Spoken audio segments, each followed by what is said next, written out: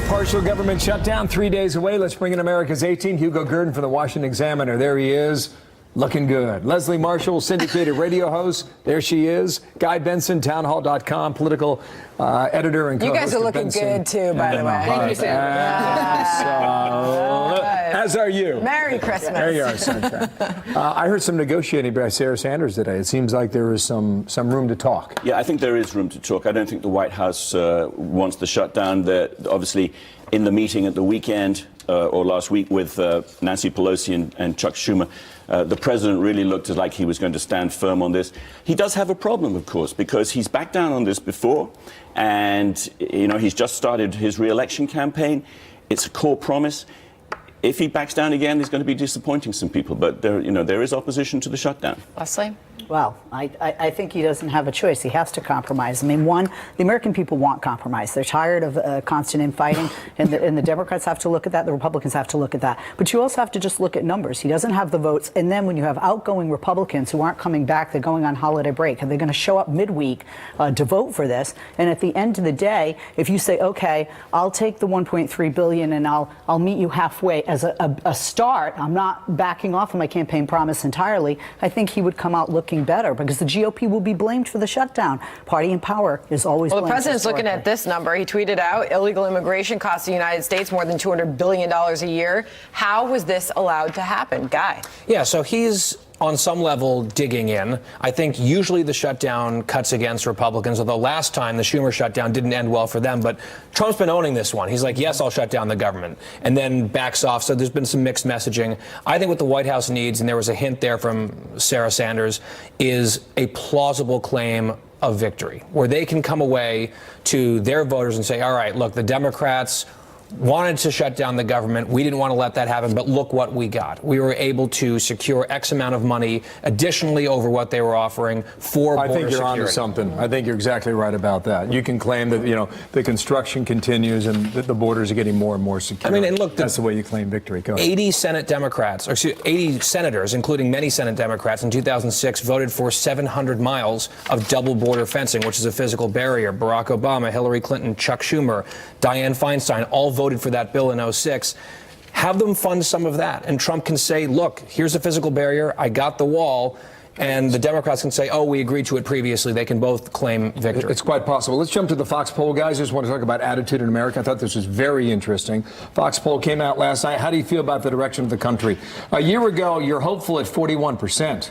Now you're at 51%. That's a 10-point bump in 12 months. Yeah. What's going on in America, Hugo?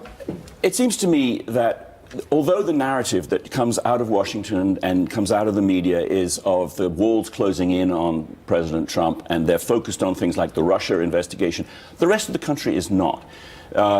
Obviously, there are some wobbles in the stock market, some real turbulence, which don't necessarily bode well for the economy 6 months, etc., 6 months down the line.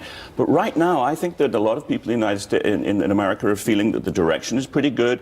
The tax cuts are having some impact, and they're pretty pleased with the way that the president is performing. Well, I said it before, the economy's good, and Republicans really in the midterms should have run on the economy even more so. And I also think there are some people, like in the state I live in, California, that think, well, yeah, things are going good because we now have our people, our Democrats in the House, and actually, I think Americans like to see sometimes a divided government, because it offers the opportunity for party on the left and the right to work together, which is really how the government was set up to operate. We can hope. Yeah, I think you're both right. The economy is doing extremely well, firing on all cylinders on many important metrics.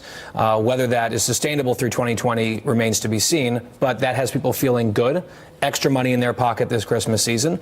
But also, I think some of the pent-up frustration from people who oppose the president, people on the Democratic side of the aisle, average voters who aren't necessarily obsessed with politics, they now have, in their minds, a check on the president with the Democratic House. They feel like there's an equilibrium that's been restored. That makes people feel a little bit more like nothing crazy is going to happen because the parties do have to work together, as once again, the founder's vision is working.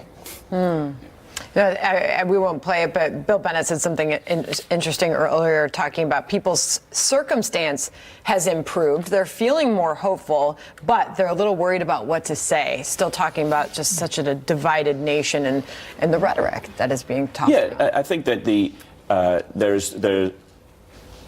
people are feeling better. The real wages have been rising, not as fast as some people would like, not as fast as the president would like, but that has an impact. It improves the way people feel. The narrative is not always positive, but I think that there is. People talk a lot about candidates in the Democratic side for 2020. Here's something from Politico we picked up today. The headline says Trump machine swallows GOP for 2020. Inside it says this guy. The goal is to create a single seamless organization that most quickly saves resources and perhaps most crucially minimizes staff overlap and the kind of infighting that marked the 2016 relationship between the Trump campaign and the party.